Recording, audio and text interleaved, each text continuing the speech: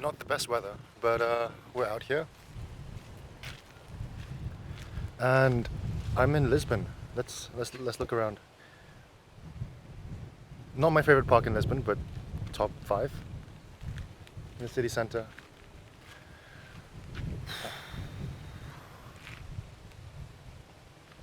I want to show you this little fountain here.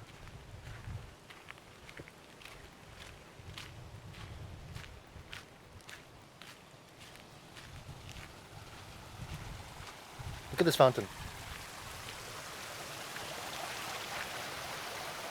Good fountain.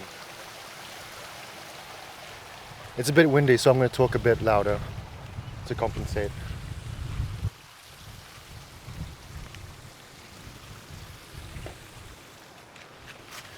Okay. Ah, it's wet. Um,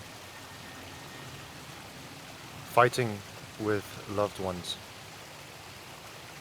We don't really fight with people we don't care about or whose actions don't affect us. So I think it's important to think about how to fight. And there's also a difference between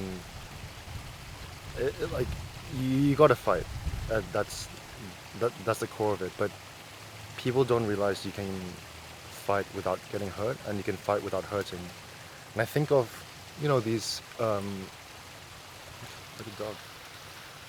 I think of these martial arts gyms where people are doing quite intense maneuvers, and the goal is to come to some sort of conclusion um, without any pain, actually, just using skills.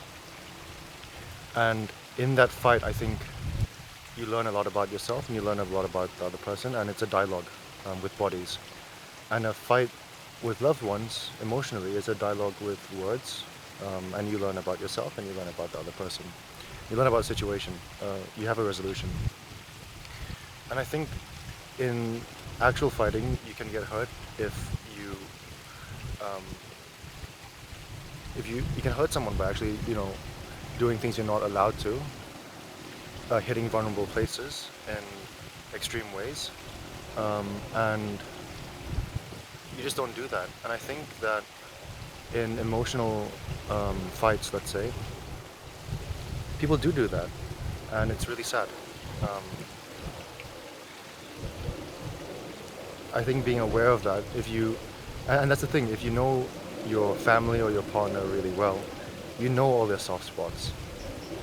As you know, if you know a body well, you know the throat, the groin, the eyes. Those are the soft spots. But if you know your partner well, you know about their mommy issues. You know about their past relationships. You know about their fears and anxieties. And it's so easy to just, if you want to, you can destroy someone.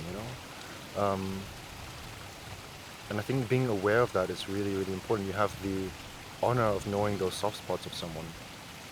So great discipline and empathy is really important. I think people forget that. But there's a flip side where the metaphor doesn't really work. But whereas in the physical body, I guess a lot of the soft spots are kind of static.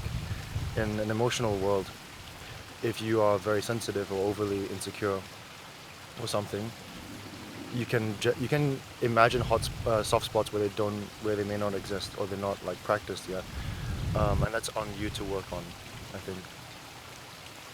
I mean, your partner can also understand that those spots exist, maybe weirdly because they don't exist for the other person, but that's the thing. And my dad was saying something about being in a long marriage, and it's a dance with you know how to dance together, and you know how to dance through different styles and tempos and genres, and you know how to dance with grace. And sometimes you step on someone's toes, and um, that happens. But the point is you keep dancing, and the grace part. I love the grace part because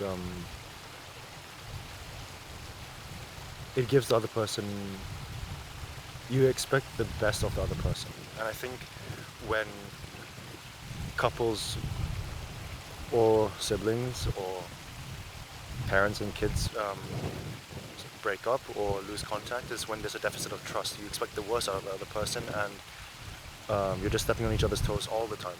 So it takes two. It takes skill. It takes both skill and goodwill, I would say. So yeah. I wrote a tweet about fighting, um, and and it has like 3 points. So when to fight well, you what was it again? You focus on the problem, not the person, because there's an issue between both of you.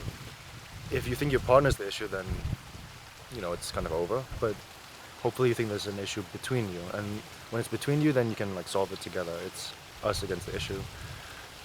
Second, don't bring up the past unnecessarily or the future anxieties. It's like it's a problem, not yeah, and maybe your fears around the problem, but yeah, it's the problem, both conceptually and temporally. And finally, I think hugging it out is important, either verbally or physically, because fights can be very draining and tiring, and I think showing respect at the end of it is really important. Like how, no matter how intense a fight is, taekwondo or whatever, they bow or do a bro hug or something. So how a fight ends shapes how I think the memory of the fight is formed. So yeah, I don't think fights are necessarily destructive. They can be very generative things, but you need great amounts of skill to do it well, and that skill can be learned. So that's why I'm documenting this in the very windy park of Lisbon.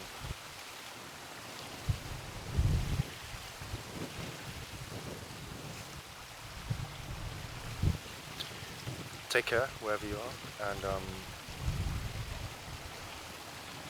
and I'll see you around. Peace.